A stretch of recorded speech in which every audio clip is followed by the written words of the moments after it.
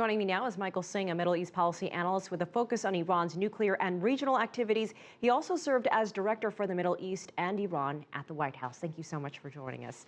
Want to get to the UN. You know, there was this unplanned meeting on the sidelines of the General Assembly, a meeting between Iranian President Hassan Rouhani and British Prime Minister David Cameron. I want to get your thoughts about that. You know, this is the first meeting between these sides in more than 3 decades. It's a significant meeting, obviously, because of its historic nature. But I think it would be a mistake to read too much into it at this point. President Rouhani of Iran has made clear that he wants to try to engage more Western leaders. This was a big theme of his speech last year, was a big theme of his presidential campaign. But of course, holding meetings and holding discussions is one thing, and achieving results out of those or achieving actual sort of policy shifts is quite another. And so holding the meeting is one thing, but the question is what comes out of it, really. But, you know, there was dialogue that had to take place. I understand it lasted about an hour. They're just not talking about nothing. Well, presumably they're talking about things like Iran's nuclear program. They're talking about things like the fight against ISIS in the Middle East. And these are things where, obviously, on the nuclear program, we've reached a real impasse. On ISIS, obviously, there isn't exactly a meeting of the minds between Iran and the West. And so, again, to have the engagement, to have the dialogue, it's really just a continuation, I think, of what we have seen. And Britain and Iran, although they haven't had a sort of prime minister or president meeting, they've had plenty of engagement over the past 30 years since the Islamic Revolution, and are actually at quite a difficult point in their relations right now because the British embassy had been evacuated after it had been sort of ransacked. But again, the question is results, the question is outcomes, and that's what we're looking for from Iran.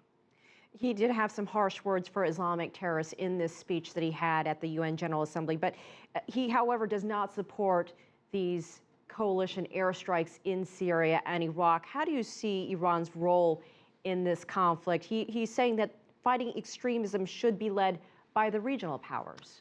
Well, you know, the United States and also other Western powers consider Iran a major sponsor of terrorism, actually, because Iran has been one of the major funders and suppliers of groups like Hezbollah in Lebanon, which is also active in Syria and Iraq, of Hamas in Gaza and the West Bank, of the Palestinian Islamic Jihad, and even hosts senior members of Al-Qaeda inside Iran.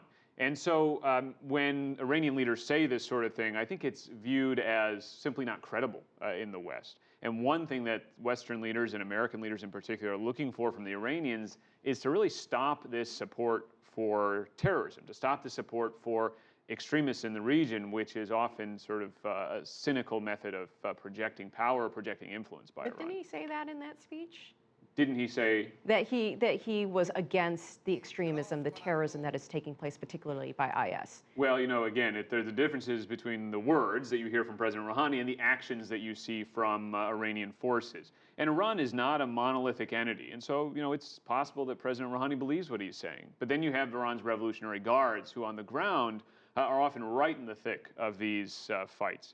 You know, the IRGC, the Revolutionary Guards, again, is that entity which is coordinating with the Assad regime, which has killed almost 200,000 people in Syria, far more than any extremist group, which is funneling weapons to Hezbollah, funneling weapons to Hamas and Palestinian Islamic Jihad. So Iranian policy doesn't bear out these words about opposing extremism. Is that a reflection of what's happening politically inside the country? I mean, how do you think people inside Iran are viewing the stance on IS? And how do you think Rouhani really views the West? Well, you know, you do hear mixed messages from Iran on these issues, on both the nuclear issue as well as on this issue of extremism. And there are lots of possible explanations for that. As I said, it may be that President Rouhani believes what he says and there's a split within Iran. That's definitely possible. It may be that Rouhani is delivering one message and meant to sort of be a bit of a charm offensive to the West and to the rest of the world. And other Iranian leaders are delivering different messages to different audiences. We don't know, and so you have to judge what Iran does by its actions. Ultimately, Iran has a so-called supreme leader, Ali Khamenei. He's the decision maker, and we're looking for him to take the actions that would be consistent with these types of words. All right, Michael Singh, we appreciate your time and your perspective. Thank you so much for joining us.